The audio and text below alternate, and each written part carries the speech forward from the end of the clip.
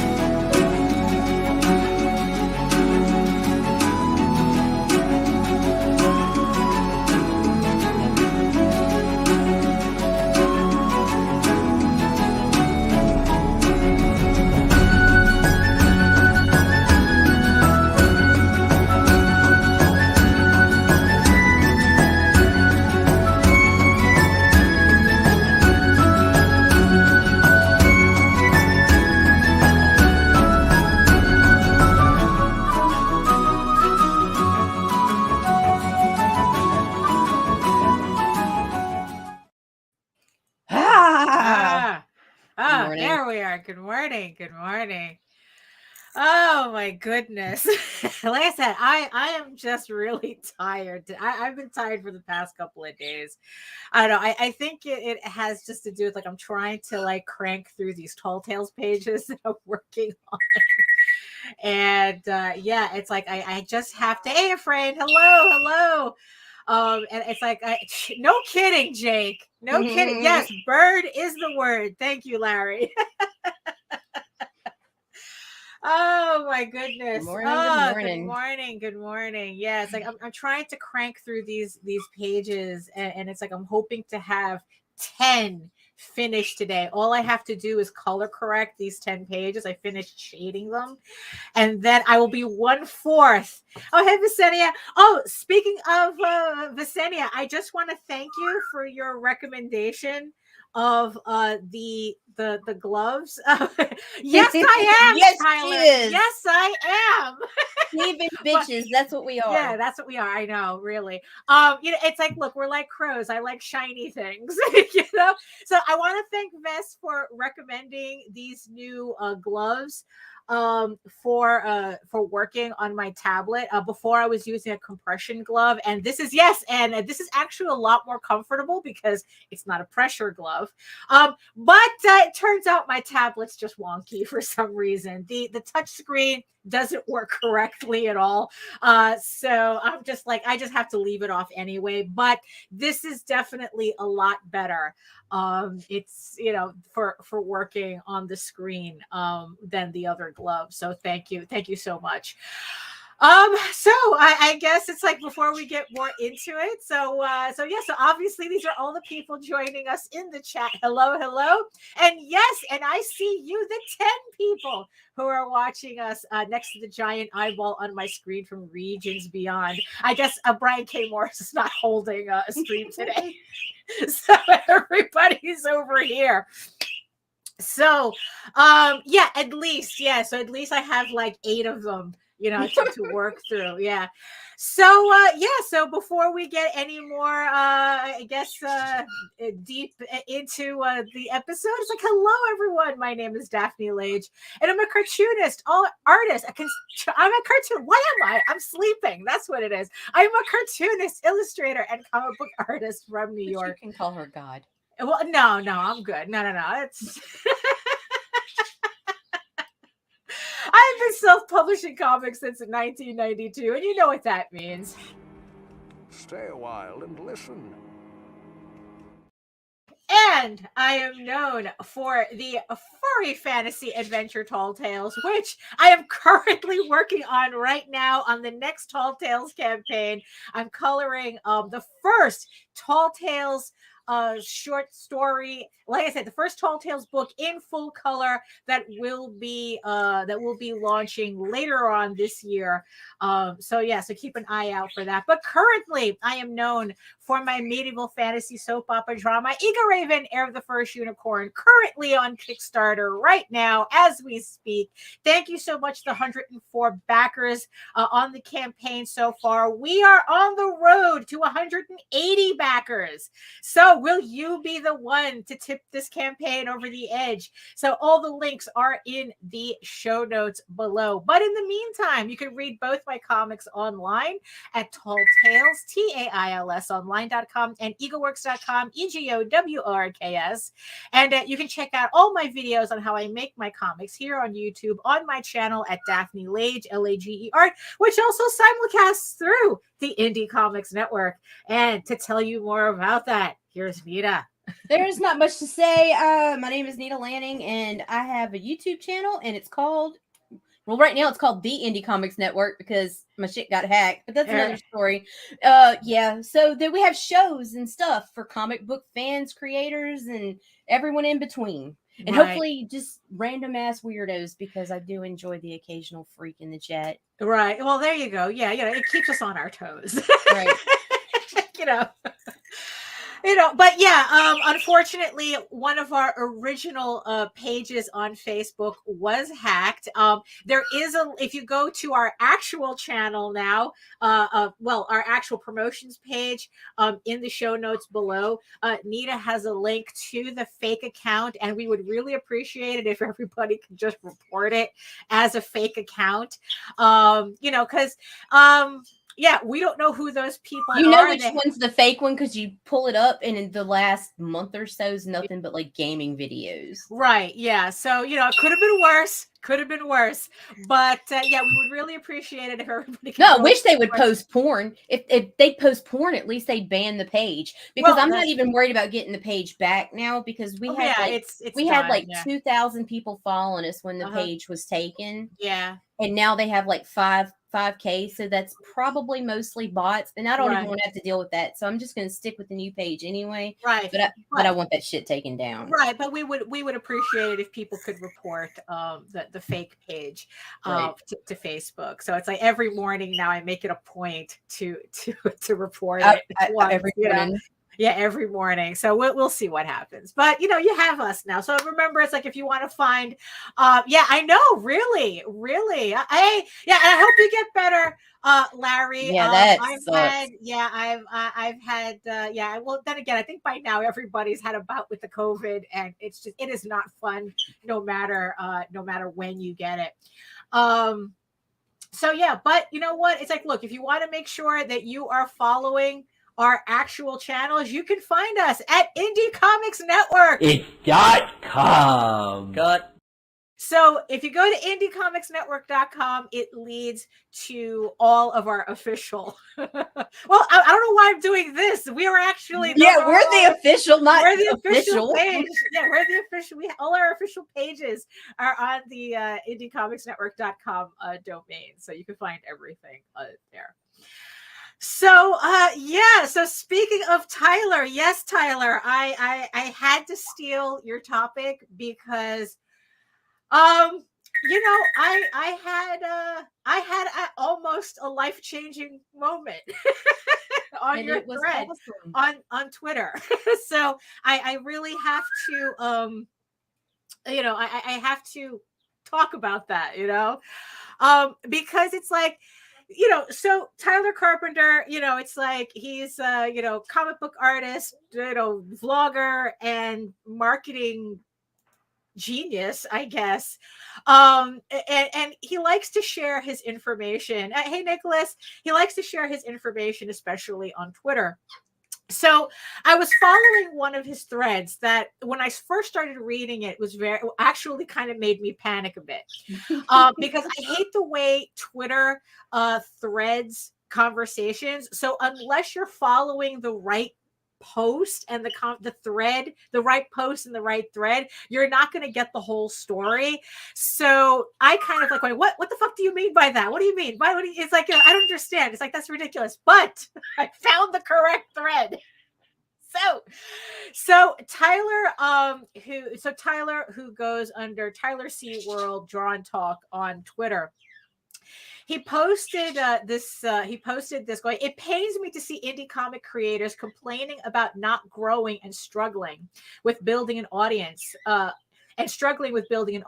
also putting in so much effort on all the wrong things that what they're doing, thinking that what they're doing is moving the needle. And he starts talking, and then the next one he says, the big thing I see if creators choosing to create creator first content over readers first content. And that idea kind of made me panic. It kind of made me stop, and it's like, what the fuck is he talking about? What does he mean? It's like creator versus reader, and what does he mean by content? I'm not changing my book to an audience, right? So there we go. Yeah. So Larry and Tyler are probably going to be talking more about this on Larry's show, or was it on Tyler's show? Either way, no, I think it's Tyler's show. They're you know, they're going to be talking more about it. So the thing is, though, is that so at first I was posting some stuff, you know, I have to admit, kind of being a little bit of a dick about it. But then I deleted them once I thought more about what was being said. And when I found the correct link to find the correct thread. And my whole thing is that, especially like for the past bit, there's been this whole discussion about, you know, comics being content, comics being, you know, is it art, is it product, is it content, right. You know, what is that, right? And then it's like there's this idea where there are creators out there says, well, it's like, well, you know, I do what the audience wants, you know, so it's like, you know, if they want something, so I cater my comic book to you know, I cater my comic to the audience. You know, they're creators who specifically go on Kickstarter to look for trends and create comics literally according to trends. And I kind of thought that's what Tyler was talking about. And you know, and I'm like going, it's like, no fucking way is anybody telling me how to change my comic and whatnot to follow readers. Readers don't know what they want and this, that, and the thing. You know, it's like, I'm not a Burger King. You don't get my story my way. You don't get my story your way. It's like you eat the food exactly the way I give it to you. But here's the thing, though. After finding his actual train of thought, right? It's like, and of course, he got into a little bit of an argument with somebody else, also misunderstanding what he was saying. He finally gives me the aha moment. You're missing the point. Comic equals product. Okay, so the comic is the product. Content is what you make to build the audience to get people to the comic/product. And then he clarifies in another post that when he's talking about content, the product has nothing to do with it. That's not what he's talking about. Your comic is your comic. You do it however you want. However, how you do your content, i.e., things like your tweets, how you present yourself on social media, the videos that you make, the live streams that you make, that's your content. And how you create those will dictate what kind of people you attract to you. And I'm literally sitting there. Once I saw that, it's like I'm literally sitting there going, "Oh, wait a minute." It's like, and I was literally thinking about this the entire weekend. Like, and I really was, because it's like, because here's the thing. It's like, on a certain level, I do enjoy trying to figure this stuff out. It's like, it's like, what? Marketing is not a hat that a lot of us like wearing, but I seem to have a thing for puzzles, I guess. And, and it's like, and when something kind of, kind of grates at me like that, it's like, okay, how do I figure this out? And marketing is one of those things, right? We're always trying to job the algorithm, how to figure stuff out. How do we gain an audience? How do we retain an audience? It's like, look, it's like I'm running a Kickstarter right now. It's a little over a week, after it launched. And I'm sitting here going, okay, how do I push this forward? How do I get to 180 backers? What do I have to do? It's like, oh my God, I'm in the dead zone already. It's like that whole thing. It's that whole existential dread that comes through every campaign. So here's the thing. I've always spoken about, I know I've mentioned it on the vlog before, and I spoke with Nita about this before, that it's like, especially nowadays, right? As artists, we really do have to present ourselves in this new digital media landscape. It's like we're versus the machines. Yeah, exactly. Oh yeah, that's what we were talking about. Yeah, that's what that came out, where it's like when we were talking about how do you compete against the AIs, by being more human than the AI and showing people, showing the person behind the artwork, the people working on the comic, or whatnot. It's like, in my case, it's like I want to show people my process, how I put things together, how I do my books and whatnot, because I want them to associate me with my book. It's one thing to say, oh, just fucking read the book, and if you like it, you like it, and if you don't, you don't. It's like, it's not like that. It's like, I don't think it ever was like that. But it's definitely not like that now. It's like you have to cultivate yourself. It's like you're just as much of a part of the product as your comic. Right? So here's the thing. So here was the thing that Tyler was clarifying in his thread. He's like, who are you catering your content to? Who are you talking to when you do your content? Your social media posts, your videos, the whole thing, right? Again, it doesn't have to relate. It's not related to your product, whatever your product is. It's like, in this case, my product is a comic book. And, even though I talk about how I do this for myself and I'm doing art, not product, but the thing is, though, if I'm selling it, it's a product, So, I'm not changing the interior. I'm not changing the content of the product, but I have to consider how the content of my social media is portraying me? Am I being actually representative of what I'm trying to do on social media? And here's the thing. It's like, who are you talking to when you're making a post, making a video? Who are you talking to? Are you talking to other creators, or are you talking to fans? Now, again, that kind of needs a little clarification, because, you know, I don't want to dismiss creators who are fans, because every creator is a fan of something. And honestly, it's like, to me, getting a creator to be a fan of my work is a high honor, because as creators, we are so picky. We are so judgmental. We are so everything. You know, it's like, you know, we know what we like and don't like. And, you know, we know how the sausage is made. So it kind of like changes / taints how we look at other people's work. But the thing is, though, so all creators are fans, but, and I want to credit C. Michael for saying this, not all fans are creators. So it means that content that you think you're making to attract a wider audience might actually be attracting a very niche audience. And that's why, the numbers aren't going up. You're not collecting fans. You're not getting fans to come to your, and try out your stuff, as opposed to catering to creators. And I literally had a moment, and it's like, and I posted this on his thread, where it's like that moment where I realized that I cater most of my content to other creators, which is not necessarily a bad thing. But if you want to grow your audience, how do you get fans? How do you cater your content to attract fans that hopefully you can create enough curiosity that they will check out your work?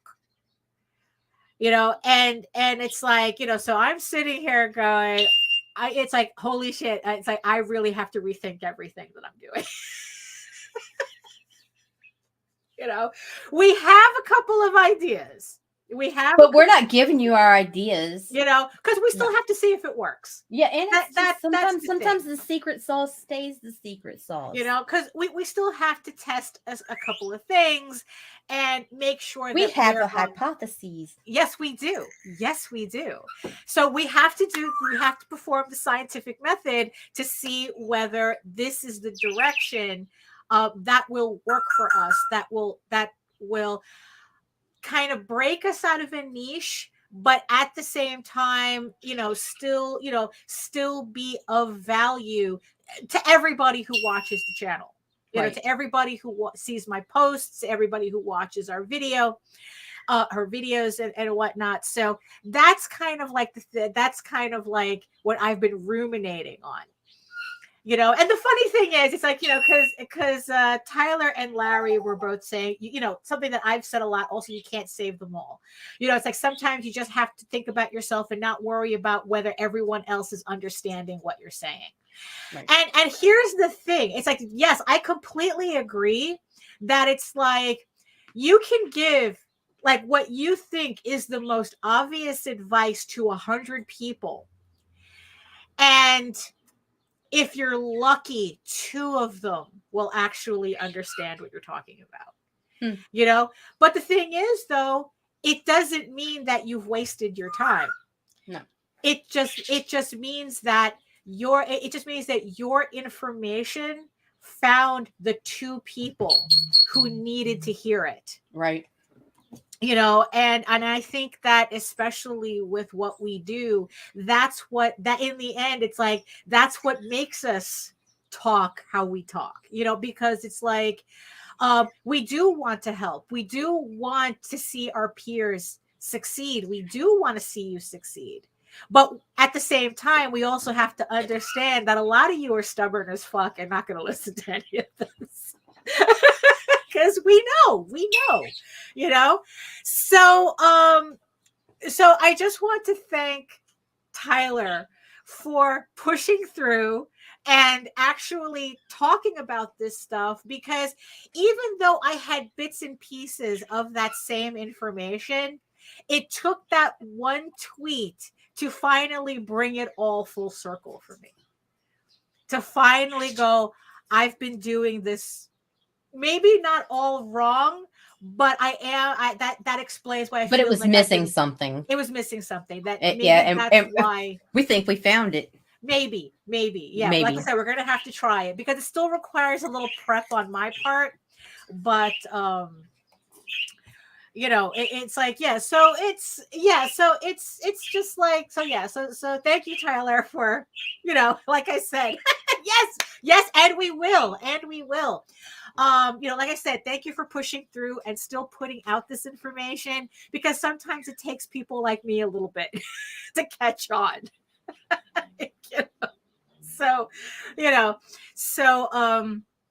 Oh, but it's like, look, it's like, but before I forget though, speaking of products, even though I still kind of cringe at calling it that, but I understand it now. I completely understand what that means now. So I finally got the proof. I know I don't remember if I showed this off. I think I showed it off on Facebook, but I finally got the proof to Eager Raven issue 6, fresh from the printers. I got it the other day. So here we go. It nice. is the full color, all, issue 6, ready to go. I just had to make a couple of tweaks to the interiors, but pretty much it's ready to go. Once the campaign is over, I send these to the printer so that by the time Kickstarter sends me my money, I can literally start, like 2 weeks after, I can literally start sending out the books. And again, I want to thank everybody who's pledged so far. We're on the way to 180 backers. So so the proof is ready. The book is obviously done. It's just waiting for you and all your pledges. I forgot to shut off the autofocus, right? So, and of course, I had to get a proof. I pretty much got proofs of everything. So also on the campaign, this is the Virgin variant cover of the main cover right here. And also this is the silver, which I really love this cover. It really, oh wow, yeah. I always like the silver ones because it really showcases my pen and ink. And even more so now that I have kind of like this bolder style. So it really, and even more so in person, the camera really doesn't do the it really, or the silvers. It really, and also the thing is that it doesn't do justice for the hollow. Mm-hmm. You really, I mean, it's like I'm trying here. Let me see. Yeah, anything reflective, it won't matter if you take it out the bag. It's still, I don't know. It looks a little better. It looks a little better. So this is the hollow foil edition of the issue 6 as well. So that's always a favorite of mine, but these are especially my favorite. So this is the Jaden Lanning exclusive variant cover that you can get on the campaign. So this is the regular regular variant, which has the trade dress on it. I do have a version of this cover. I forgot where I put it. So it's around the office. I was cleaning the office yesterday. So that kid is amazing. So this is the variant cover of the Jaden Lanning. It is exclusive to the campaign and only the amount pledged for on the campaign. That is all I'm going to be printing. I am not going to be offering this after the campaign is over. So if you want these covers, you have to pledge for them on the campaign because I'm only printing what gets pledged on. I don't have a virgin cover, but here's the hollow foil. This is the hollow foil. I mean, it just looks absolutely amazing. It's like, I mean, really, I can't wait to get more covers and artwork from this girl. I mean, we're gonna have to put out an art book once all the issues are done. But So this is the hollow foil, again, exclusive to the campaign. I'm only printing what gets pledged on. So if you think that you can, maybe take a chance and wait until after the campaign to get it, it's not happening. Once these covers, it's like once I get the order in, that's it. Maybe if you're lucky, I'll have one or two that maybe I'll be able to do as giveaways at like maybe in a future campaign, or like a mommy comp. Oh well, yeah, absolutely a mommy comp. Mommy always gets comps. All right. And that's I would recommend, if you want these covers, I would recommend going to the campaign. So all the links are in the show notes below. Like I said, I think we have like 18 days left on the campaign. Thank you so much again to the 104 people who have pledged so far. We're so close to breaking 3,000, and we're even, we're also just as close to unlocking the next stretch goal, which is the last of the character trading cards. So like I said, links are in the show notes below. So being Monday, we actually have a guest in today. So, let me just wrap this up. And so, Nita, you want to run a bump? Yep. Let's run a bump, and then we will bring in Glenn B. Fleming. I got to wake up eventually on this show. We're going to bring in Glenn, and and we're going to talk about Hatch. So, all right. So we'll be right back after this. All right. Get in the Tub, number 1. By Mitch Rogers. Now what do? I need an artist, an editor. There's so much to do. If only there was some kind of thing or show or something that could break down from start to finish how to make a comic. I could read a book on that, but I just realized I can't read.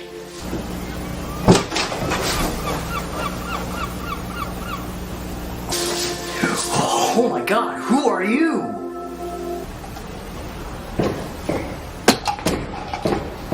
Hi, I'm a hammer with googly eyes and I'm here to tell you about Build a Comics Workshop, a show featuring artist C. Michael Lanning and writer Chad Perkins building a comic from start to finish. Join in on the discussions and learn some tips and tricks on how to make comics. It's sure to be exciting, trust me, I'm a talking hammer. Tuesdays at 8:30 p.m. Eastern Standard Time on the Indie Comics Network. There's something fucking wrong with that dude. Really. So hello. Good morning, Glenn. Long time. And of course, you had to come in on that. Listen, I've been listening for the past half an hour. How do I follow any of this? No. You're all. I knew you were mad, but now that I know that you're really mad, you're insane, both of you. Well, hey. And We do our best. It's like something happened in the colonies at some point. Yeah. Praise Chad. Apart from destroying things, yeah. Right. Oh my goodness. Dear. Glenn, Anyway, like I said, it's been so long. Thank you so much for coming onto the show. Thanks for having me on. Regardless of everything. So why don't you tell the peoples who you are? Oh, I can't follow that. My name's Glenn Fleming. I'm a writer, artist, and publisher in England.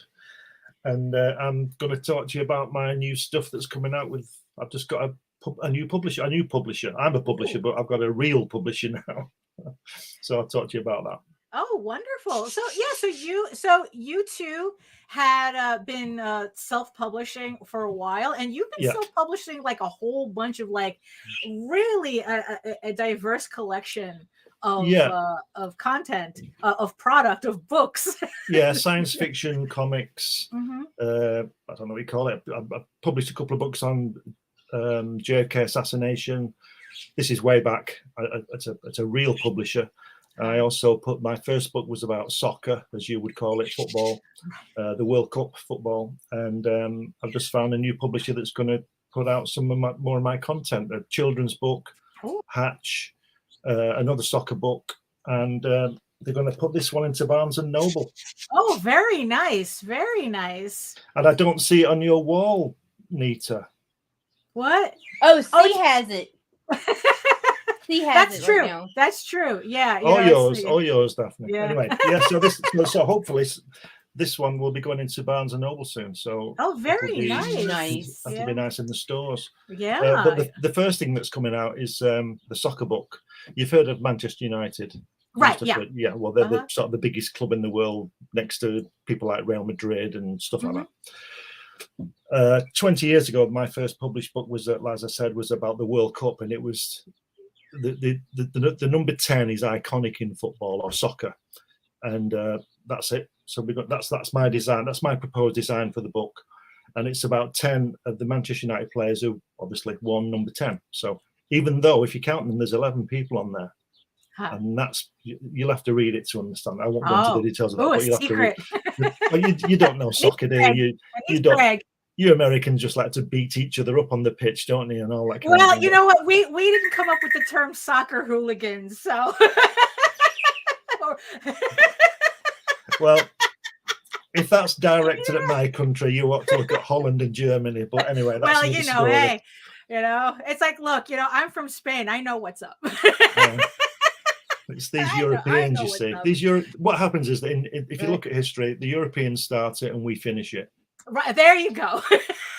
And then the Americans come in and do something completely different. No, the Americans come in 5 minutes after it's over and claim victory. Oh, there you go. Yeah, that's or no lies.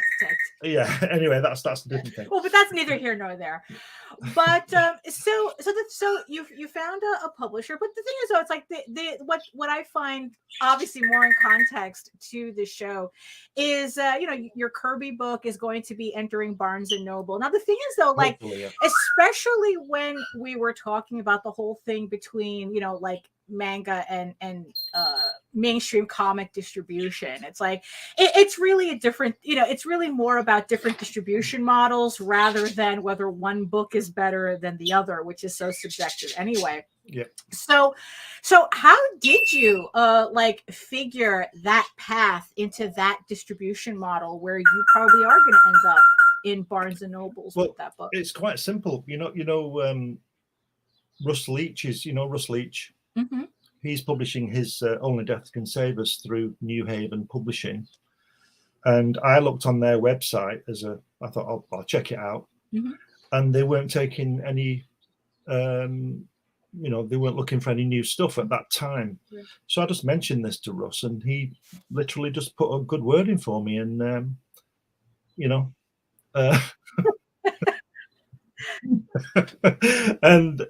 doing what the Americans do, rewriting history. Right. And he put me in touch with the publisher there, and went from there. And then so he opened the door for me, which I'm obviously grateful. Mm-hmm. And they introduced me. He introduced me to them, and we got talking. And I sent them several things that I've got, and they came back with contracts. Oh, very nice. Right. And that's basically it. But the first one is the Manchester United book, and then we're going to be doing this one. Mm-hmm. Oh, that, yeah. I mean, I guess it was like pretty fortuitous that you ended up so the publisher, the New Haven, I guess they're not just a comic book publisher; they are a publisher. They have different divisions. So, especially for somebody like you that has different interests, that you can. Yeah, they're going to be doing that one, mm-hmm. The football one. They're going to be doing that one, and they're also going to be doing this one, which is a children's book. Right. So tell us more. Okay, so Hatch was a book that that you've been talking about for a while, but I guess the Kirby book had been taking up a lot of your time. Yeah, that's right.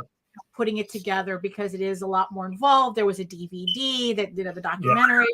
But let's talk about Glenn the cartoonist. I mean, do you consider yourself a cartoonist, or is this just another aspect of what you do?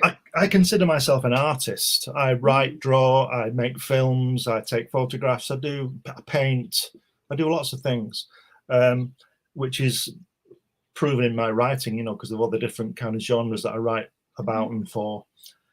But I don't know. It depends. When I'm drawing, I think I'm a cartoonist or an artist, and when I'm writing, I think I'm a writer. When I'm making a film, I think I'm a filmmaker. So I'm not quite sure. So I just call myself an artist. You know. Oh, there you go. Yeah. So because it's like it just really depends on what you're working on. I like a different job.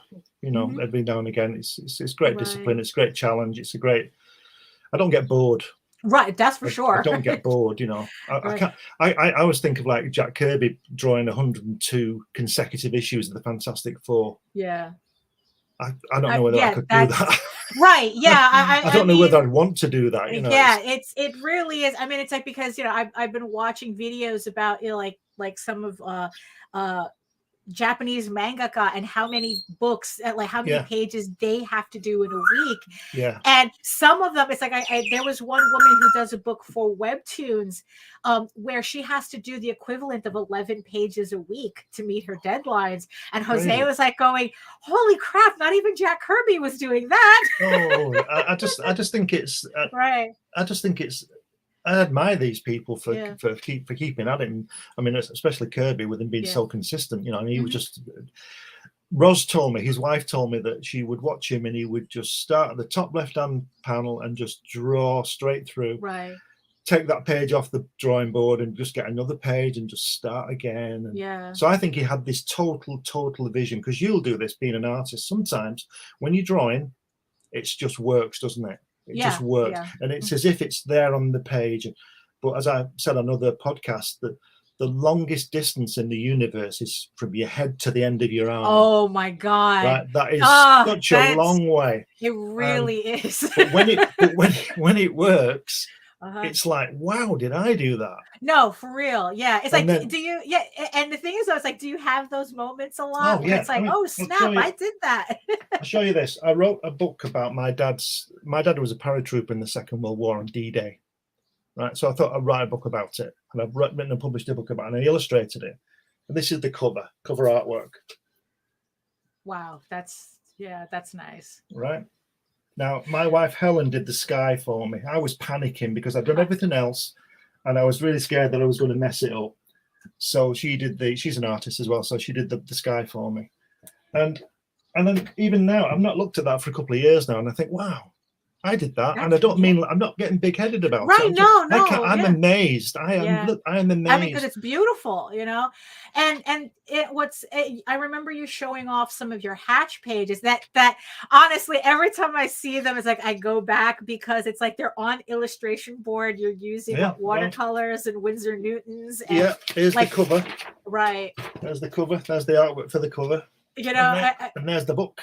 Yeah, I mean, it really, like I said, it takes me back both when I was in school and also to the type of books that I grew up with in Spain and in Brazil. And, you know, and it's just like, I don't know, there really is something about doing stuff by hand, right? That being able, you know, like, even though it's like, you know, we work digitally and whatnot, but in the end, there's something about, we need the experience to be tactile. Right? Well, I'll show you. You see, the thing is that I've worked on computers. You know, I've done computer artwork way back when it first came out in the mid-90s. I did some on the Wacom pad. And all that kind of thing, and it's okay. But I just love the feel of the pencil on the board or the paper. I mean, I don't know. You see, I couldn't reproduce this on a computer. I'm not saying people couldn't, right? But I just have a piece of board like that with Hatch on there, and his little, you know, his little asteroid there. Right. Yeah. And I just love painting. You know. Yeah. You know, like there's a certain like the fact that you can't constantly correct, like there's something about that's like, especially when you're dealing with paint, once you put it down, you have to be committed. You've got to get it right. And it's great discipline. It's great. It's a challenge, and it's great discipline. And I'm not saying I get it right all the time, because sometimes I mess it up like everybody does. And if that was done on a computer, I could just delete that bit. But I never think, oh, I wish I'd done it on a computer. Yeah. You know, I mean, I like using all the old tools. Like there's a tool called a flexi curve. Right, look at that. This is from my dad's book. Another page from my dad's book. Right. and this grass is done with, if I can find it, I can't find it. It's done with the flexi curve. I think it's like that blue thing that you can shape, right? Yeah. It's like, no, it's. I just love drawing. Yeah. I just love drawing, and it's just a wonderful gift I've got. I'm really grateful for it, and I've always drawn ever since I was really, really, really small. I've always drawn, and written stories and all this kind of thing. I just love doing it. I just see. Part of it to me, people would probably find this a drag, I think, but I like cutting out the board and measuring up the panels. Yeah, that preparation stage. Yeah, I like doing the whole thing, and then I like to draw and ink and color and do all the kind of stuff. I even do my own hand lettering, which is well documented. Oh yeah, no, absolutely. There's certain things that I'll let the computer, kind of perfect for me. You've got to do your own lettering. Because there really is something about that. It's like doing it by hand, but also at the same time, it's like it's I mean, and here's the thing too. It's like for somebody who does as much as you do, because it's so easy for people to think, oh, I have to hyper focus, I have to just do this one thing, and it's like, and I can't do anything else. But the thing is, though, it's like for you are doing like all these other things, and it's like, how do you discipline yourself to focus on all these projects?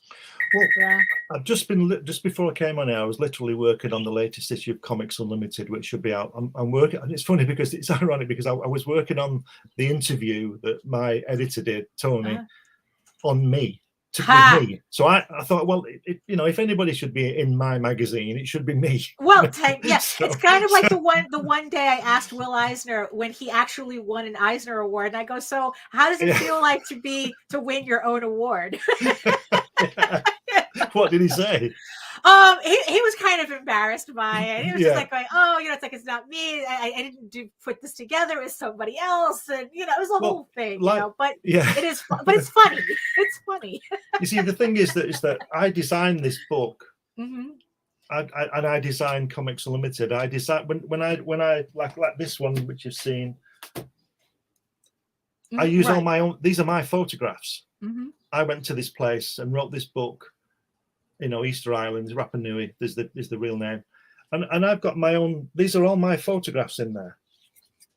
And the thing is, you see that what happens is that if I would have written this book and had no photographs, I would have had to use and certainly pay somebody else to use theirs. Yeah. Well, I used my own. I went to the place, and I wrote about it, and I do my own. So I design it all. I designed the interior with the pictures, and I like to do that. And also the fact that you were there, I'm pretty sure it gives you a different viewpoint putting together the book, that you're just not writing theoretically. It's like no, you were there, these are your photos, you have kind of like an intimate that book, it's the same with the Kirby book. All the photographs inside are of me with Jack having lunch and stuff, and like I said, these are my copyrights, so I don't have to worry about things like that. Everything in this book and everything in this book and everything in all my books is mine. Illustration, I've got a couple of illustrations in here that I did while I was there, all that kind of thing. I like to, and I design this and the back, and I do everything, and I like to do that. It's different discipline, a different job on the desk in the morning, Right. But today I was working on Comics Unlimited, and I really enjoy doing it, and and not because it was about me, because it's been a real ball editing it. But anyway, that's a different story. But, I do like doing the whole thing on a different day. So maybe that's why I can't. I suppose I could if somebody paid me just draw all day, every day, and all that kind of thing. But even when I was employed at places, a while back, I would do different disciplines, different jobs. I never just do one job. So and I guess also, I would think that being able to jump from different project to different project, it keeps you from burning out. I mean, is burnout something that you experience? Only twice. Because like you say, what I can do is if the drawing isn't working, I just put it down and I'll write something. And it'll be something totally different. Right. Like I've got a couple of science fiction books out there on all these different kinds of, genre things. I hate that word, genre. What does it mean? These different things. And then I'll come back to it. But as you will know, when you go away from it, there's one or two things can happen. If you leave, sometimes I always think you should finish it. Right. Because when you come back in the next day, it's a different drawing, it's a different vibe. But sometimes you have to learn to stop doing it because you're just going to mess the whole thing up and get frustrated with it, and then you're really going to mess it up. So if you can walk away, so I rarely walk away and do nothing. I'll be working on this. It won't be working, so I'll go back to that. Right. But I don't. It's funny because I don't take the frustration of that job into the next job. Right. So again, I guess I'm fortunate in that way. But I just try and have a great time. It's like you were saying earlier about the product and the content and all that kind of thing. And I'm thinking, I know what you mean, and I'm not saying you're wrong, but I can't think of it like that. I just do it. I just get on with it. Right. You're not wrong. You're not right. wrong. Yeah, exactly. It's just that like marketing, like now that you have a publisher, like marketing is not something, I mean, is that something that you feel that you're going to have to worry about a little bit more now because of the publisher, or are they kind of like, don't worry about it, we'll handle it? No, they want me to be involved. And I'll tell you something, I've worked for 40 years in advertising, and the only person I can't sell is me. That seems to be a trend. Yeah. If you want me to do a campaign about you two, I'll do it, no problem. Right, but if you want me to do one about me, I won't be able to do it. Right, yeah. That's a tough one, yeah. So I will get involved, and I will come on these podcasts when these things start to come out, and I'll do all that. I'll do as much promotion as I can. If they want me to go somewhere and sit at a desk for 3 hours and sign books, I can't think of anything better. Especially if it's in Texas or somewhere, Oh yes, somewhere over the water, somewhere down near Baton Rouge, right? Somewhere down there. I've not been there, so I want to go there.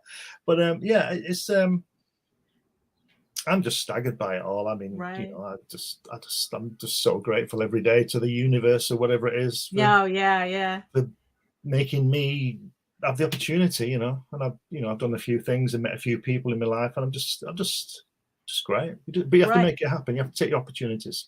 No, absolutely. I mean, because it's like, if there's one thing that I learned very quickly with you is not to joke around about things, because I still remember that whole thing. You're talking about all the stuff that you did, and I was like, oh, what's next? You're going to tell us you climbed Mount Everest, and then the next day you sent me a photo of you at base camp. And I go, I am never joking around with Glenn about this stuff again, because if I joke about it, he probably really did it.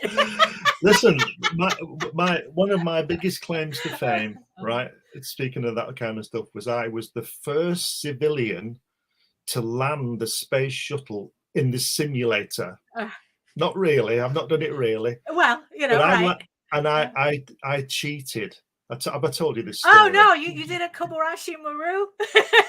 I did, yeah. Do you want to know the story? Yeah, go ahead. I went down to Florida, went to Cape Canaveral, and there's a simulator there, and you get one shot. Now, as you know, the space shuttle is a glider, and the guys on it only get one shot. They've got to get that thing down. There's no engines on it. Right, yeah. There's afterburners, but they burn from the big orange tank. So when they come in, there's no fuel. Now, when you see the shuttle hit the ground on the back wheels, it's traveling at 350 miles an hour, which is faster than we fly when we're up there. So they're coming in, and these are the guys. I mean, that's why they're there. These are top partner. There's $1 billion orbiter that they're in, right? And they come down and they put them wheels down, and nobody's ever crashed doing it, because these guys land this thing 1,000 times in the simulator before they do it. And they're top pilots, and they're brilliant people. Right, so I'm there first, and I'm not the first person to try it, the first person to do it. And I came down, And what happens? It's amazing because when you put this helmet on, when it comes on, you're sort of coming 90 degrees down. Now, when you bring the shuttle in, what you have to do, because it's a glider, you have to take it to the port and to the starboard, and you have to do this with it to slow it down, right? And meanwhile, you're tipping up and you come in and you see the landing strip, and this woman's yakking to you, telling you what to do and lift the flaps and ease back on the stick and all this kind of stuff's going on. It's like being a pilot. Right. and you're coming down, you can see the runway starts to tip and get level, and you're heading for it. And she's telling, and I'm about 100 feet off the touchdown, and she said to me, "You're going too fast. You're going too fast." I was doing 450 nautical, what they call it, knots. Knots. Knots. 450 knots. It's too fast, and I don't know what to do. I'm not a pilot. I don't know what to do. She said, "You're going too fast. You're going too fast." And as I came in and I touched the ground with the back wheels, I remembered one of the astronauts. I think it was on the third flight. One of the astronauts, when he put it down, because he's a test pilot, he knows it's down. Right. And what he did, he pulled the stick back, and it's called flaring, and it tipped the nose up, and all the pressure hits the underground under the wings, and it more or less stopped dead. And I remembered this, so I thought, well, I'm going to die because I'm going to crash. Right. I can't go around again, so I just pulled the stick back just a tiny bit, and it went, and I stopped it. I did it. I got it down. You know what she did? The girl in the airport. She bollocked me. She told me off because it's like it's not illegal, but it's not a practice. You weren't supposed to do it. Yeah, but he did it. The real guy did it. Right. So I thought, well, if he was down safely, he didn't save anything. But right. So I'm thinking, I've just put this thing down first try. I saved $1 billion piece of machinery, right? And I'm getting told off, right? Because now it's like, who is this guy? Who is this so guy? when I came out of the simulator, I thought, wow, I've just landed the space shuttle. So when I came out the simulator, there was another girl there, and she said, "Could she have a word?" So I said, "Yeah." So I went through to this little room, and she said to me, "Nobody's ever done that before. How long have you been flying?" Oh no! And I said, I just remembered an interview. other than on the plane, I've never flown, you know. Right. So there you go. So right. Yeah. I mean, how much of like all this experience, like really, because I think that a lot of creators that we sometimes get so wrapped up in doing the books, doing our books and whatnot, that we actually forget to put it bluntly, go outside and touch grass. Yeah. That we actually forget to experience the world we're actually putting our artwork into. You know, so how much, how much does your experience, do you think, like actually fuels your actual creativity? A lot. Yeah, sorry, a lot, because Mm-hmm. I've been to America lots of times and other places, and I draw on that. Mm-hmm. Because the Rapa Nui book was, it was my old English and drama teacher, Mr. Clarkson. He read a book by Tor Heyerdahl called Kon-Tiki, where Tor Heyerdahl was a Norwegian explorer, and he said his theory was that the people of Rapa Nui, Easter Island, came from Polynesia, from the west, and from the east, South America. Now, Rapa Nuians don't like that. They don't like South America. They like to think they came from Polynesia. Anyway, so that stuck. I was 11 when he read this book to us in English, and that book stuck in my mind. And then when I was 50, right, and single, and I had some money, I thought, I'm going to Easter Island, and that's what I did. So he introduced me to it.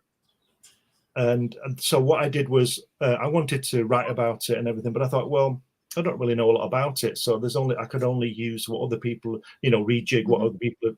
Right. So I went, and I kept extensive notes, extensive diary, which is what I did with the Kirby book. So I go there and I go around the island taking photographs and film and all this kind of thing, and then I come back and I put my thoughts of the time into the history of the place, which is what I did with Kirby. That's why it's called A Personal Journey, the Kirby book. And the Rapa Nui book is called A Personal Journey because it's my journey. This Jack Kirby book isn't really about Jack Kirby. It's about me going to see him, even though he speaks a lot in it, you know. And the Rapa Nui book is I mix it with history, and I like to do that. So yeah, so going to places and I put my personal view on it, which, you know, is a great thing, I think. Right. So Hatch and the Little Green Tree is also going to be, I guess, distributed through New Haven Press. So when will these books be out for everyone to get? I mean, or is it only going to be like in England and Europe, or are we going to be able to find these? Oh no, this got as well. I'm hoping it's worldwide, of course, yeah. But the thing is that I was at 98% done on an Indiegogo campaign for the Hatch book, and then I got in touch with New Haven, and they said no, you don't do that, take it out. So I've not launched it on there. Okay, I had it all done. Right. The only thing I had, and this is why I was coming on this show initially, was for the Indiegogo was to launch it, you know, or it would have probably been whatever, it would have been launched by now. So I've had to take it down. So the first thing that's coming out is the United book, which is coming out as soon as we can. So that's a few weeks, maybe a month. Right. And then Hatch will be following that, and the Little Green Tree will be following that. Right. And then the Kirby book will be somewhere in between, because all these things are done. They're ready. Right. See, because what you get with me as well is that if like I say, if I've written a book, right, I've designed it and put it in the pages. Right. You just need the PDFs to print it. Right. It's what it's kind of like, I don't run a Kickstarter unless the book is finished. So that's right. You know, and it's like, so you have all your books done. So I'm sure like these publishers were like, we don't have to do anything but sell it. That's right. And make more money than I do, but I don't mind because, you know, that's a different conversation. That's the way it works. Yeah, exactly. But I'm sure it'll be on sale over there. I want it to be. Right. You know? I want it to be worldwide. I want them to pay for me to go to Japan to sit at a desk for 4 days and sign my name. Right. Yeah, exactly. I'm there. I can do we're that. Gonna need you. We're gonna need you to go to Angoulême. You think so next year? You're gonna have a table at Angoulême next year? I would love that. I'm waiting for the invitation rather than buying the ticket. Right. Yeah. Absolutely. Even better, right?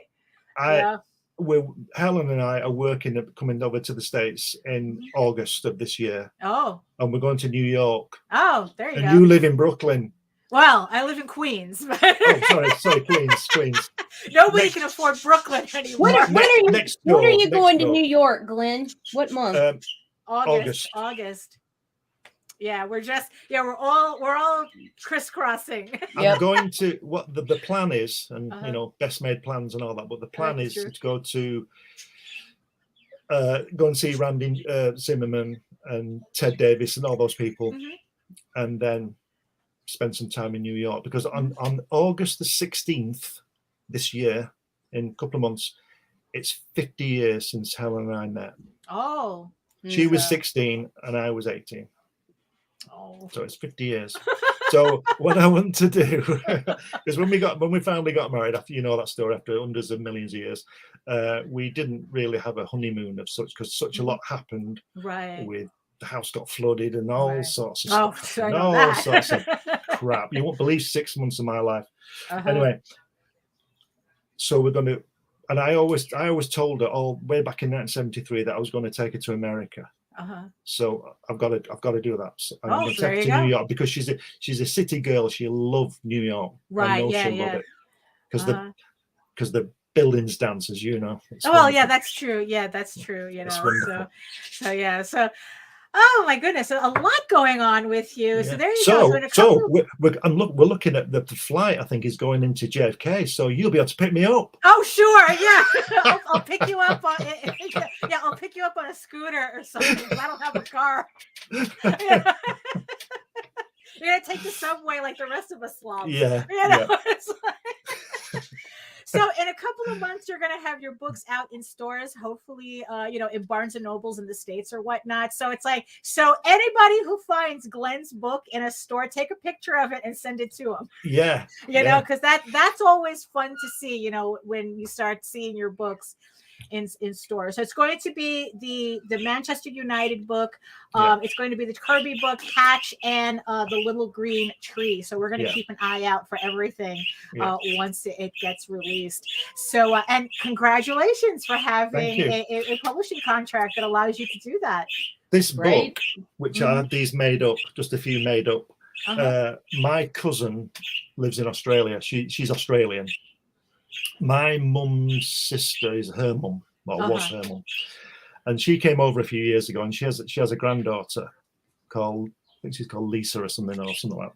Anyway, I gave her a copy of this, and they sent me a photograph of Lisa reading it with her other grandma, because she's the best book she's got, best book she's got, and it's mine. That you know what, it's like, and in the end that just reminds you why you do this, right? Yeah. That's what it's not. We all want fame and fortune, of course we do. We all want millions of pounds, of course we do, but I just love it. I just love it. I mean just think, this I did this, right? And it's in Australia, and it's a little girl's favorite book. How good is that? Absolutely. You can't pay for that. It's just worth it. It's just worth it for that. It really is. I just love it. I just love drawing. Give me a pencil and a piece of paper, I'm happy. And we're good to go. Right? I'm always getting in trouble off Ellen, because when she's making dinner, I'm always doodling stuff, mainly Hatch these days, and I doodle Hatch on her tax return. Oh no, not the tax returns. We gotta send those in. So she got me all these little. She buys me these little books now. So this one was going to go on the campaign, because it's full. It's full of little doodles. Cool. And it's 50 pages. Right. And it's just, crazy. It's a compulsion. It really is. It just turns into a compulsion. So thank you so much for coming on the show. Like I said, it's been a while since we've seen you. Maybe we'll see you again in August. We'll see how that works out. So why don't you tell the people where they can find you until all your books come out through New Haven? Well, this is the bit I hate doing, but anyway, you can find me on Facebook and Amazon. I do Instagram and Twitter, but not so much. I don't really know how Instagram works. I've not worked it out yet. but yeah, just Facebook is probably the best place if you want to talk to me. Right. And you can also get me in the pages of Comics Unlimited. This is a 100-page magazine about comics that I produce every few months, and you can get me on these podcasts and stuff like that, and you can get me on my own podcast with Ted Davis on Ted Davis Artistry. There you go. That's on Wednesdays at 10 o'clock your time. There you go. Yeah, so thank you like I said, thank you so much for coming onto the show. Thank you so much for everybody in the chat. And thank you so much to the 10 people who stuck it out with us for the entire hour. Thank you so much for watching next to my giant eyeball. You got one more thing? One more thing. Okay, one more thing. Just for all the artists out there who do a piece of artwork and they really hate it. Never throw anything away. No, it's true. Because some of my biggest regrets. This piece of artwork I'm going to show you now is from my dad's book. And I spent 2 days drawing this. And I thought I'd messed it up. So I just got a load of colour and threw it on, and it's the best illustration in the book. There you go. I'll show you. Oh my goodness! That's my dad there. That's my dad there with his brain gun. And there he is firing.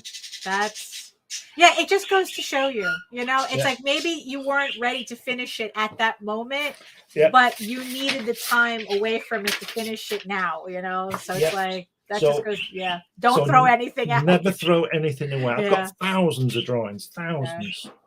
Yeah. So Nita, do you have any final thoughts about, you're muted. Yeah, because now my clicker's not working. So tonight on the network, or this afternoon, normally Fight Get Let's Draw comes on at 3 p.m. Eastern. Rodney's going to run a little bit later today, so that'll be at 5:30 p.m. Eastern. And yeah, that's about it right now. Oh, okay. Yeah, it's Like, quiet. Yeah, it's gonna be a quiet week.